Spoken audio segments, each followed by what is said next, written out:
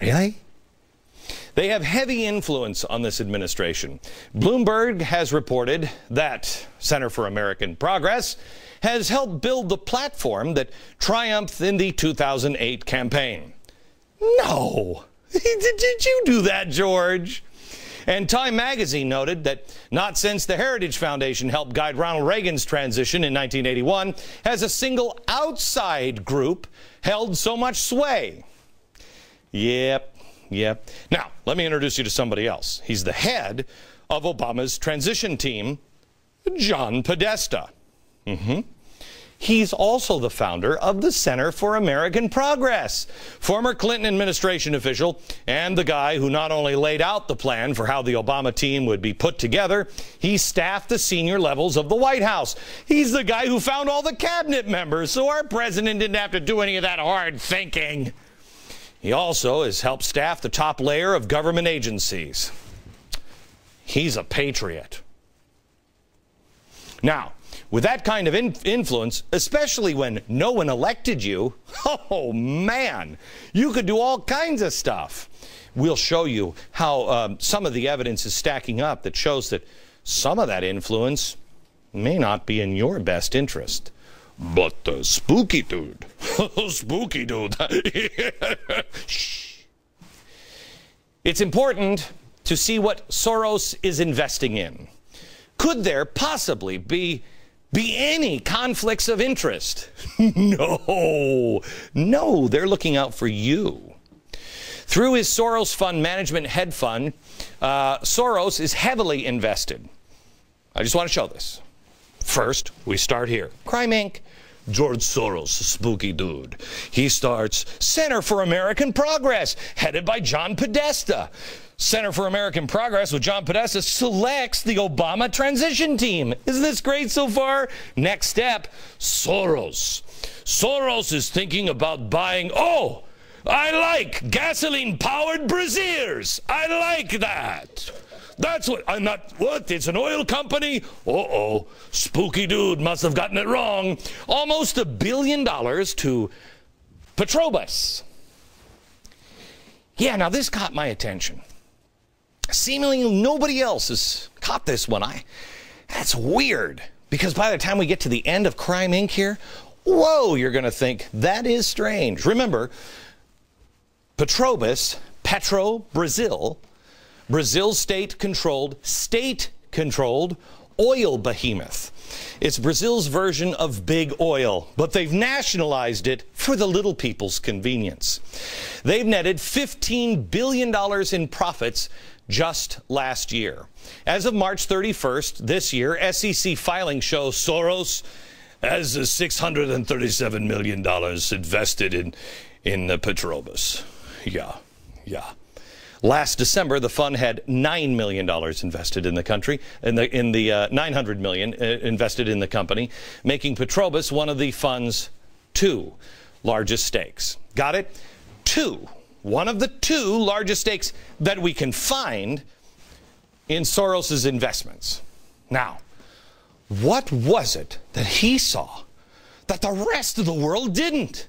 Is he just that much smarter, or is it maybe that spooky dude, has some connections? What? You wouldn't use your connections? Yeah. I'm not sure if he knew that the administration would be making a $2 billion preliminary commitment for Petrobras. For exploration, just days after he strengthened his investment. Isn't that weird? You see, he's got some connections here, but I'm sure he had no idea what was coming on the other side of the circle. No, it's probably just another one of those bad luck situations for Obama, because this doesn't seem to pass the smell test at all.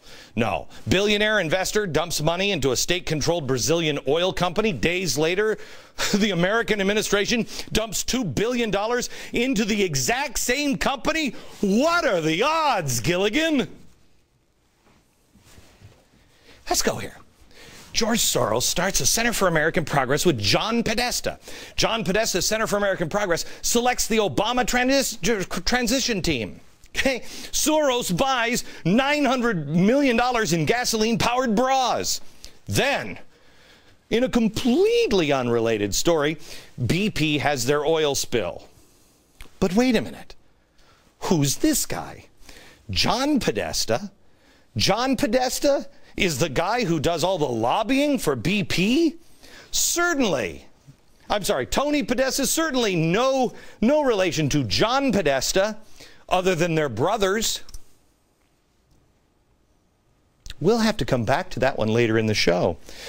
So then, Center for American Progress starts to make Obama policy. This one we'll show you, laid out by Bloomberg and the Wall Street Journal. One of the policies, cap and trade, which goes right to Crime Inc. and all of the Obama friends with the climate exchange in Chicago. That's weird. Then Obama suspends the deep water drilling at 1,500 meters. He says, hey, that's dangerous. 1,500 meters, that's crazy. Petrobras is drilling at 2,777 meters. Obama knows it and loans $2 billion to Petrobras. Last stop, Petrobras shareholders get rich. Oh my gosh, we're back at the beginning. Shareholder, Petrobras getting rich. You getting screwed. You see how this works? Don't you feel better inside? The American president is out looking for you. This administration is crippling the American competitors of Petrobras right now. The biggest winner in this oil spill and all of these things is Petrobras. Mind you, this is a multi-billion-dollar company that rakes in tens of billions of dollars in profit each and every year. Why would we loan Petrobras $2 billion? Why would we be loaning and investing in another country's offshore drilling while banning ours? A lot of questions. Good thing we have another 43 minutes. Circle of Crime keeps going around. Next. Do you mind if I take off my jacket? Because we got a lot of work to do, and it's boiling in this city. And the nice thing about New York at this time of year, it doesn't smell like vomit or urine at all. The Overton Window, I want to tell you about this real quick. Out in bookstores everywhere. I wrote this book for people that, you know, they're really, really close. Almost have them, but they need a story to go along with it. That's The Overton Window. It's a thriller for summer. Read it. It's the last 20 pages or so are just the things that are in it that are true that will boggle your mind. Available everywhere and at glennbeck.com/books. Okay. We're showing you the circle of deception in the Obama administration and the BP oil spill. It really is Crime Inc. This is a circle that is absolutely amazing. It's probably one of the bigger crimes, and no one in the media doesn't seem to care. I mean, I think that's the biggest crime. Nobody in the media seems to want to put a full day's work in. I'm sure it's just another one of the president's bad luck circumstances. Sure. Looks bad. George Soros, the influential progressive billionaire, you know, heavily invested in Petrobras and stands to make a fortune if the value goes up. And guess what's happening to the value because of what's happening with the Gulf and the whole thing that the Center for American Progress, which he started and runs by John Podesta and Obama, is now doing. It's last break I showed you his Center for American Progress. I touched on the influence over the administration. Well, stop with the conspiracy. Yeah. I want to show you the response in the BP oil spill. Way back on May 3rd, the Center for American Progress said the White House should demand BP set up an escrow account worth billions to pay the Gulf Coast residents. Do we have that anywhere? No, just in here? Well, we did it. Yeah, it was done last week. May 4th, Center for American Progress suggested that Obama name a commission to investigate the causes of the BP oil spill. And on May 22nd, Obama did it. May 21st, Center for American Progress, John Podesta, privately implored White House officials, name somebody to be the public point person for the spill response. Yeah. And then, surprise, surprise, the Obama administration did it. If I got any of this wrong, Mr. President, you just let us know. Yep, dial 2. You got the number. You call me.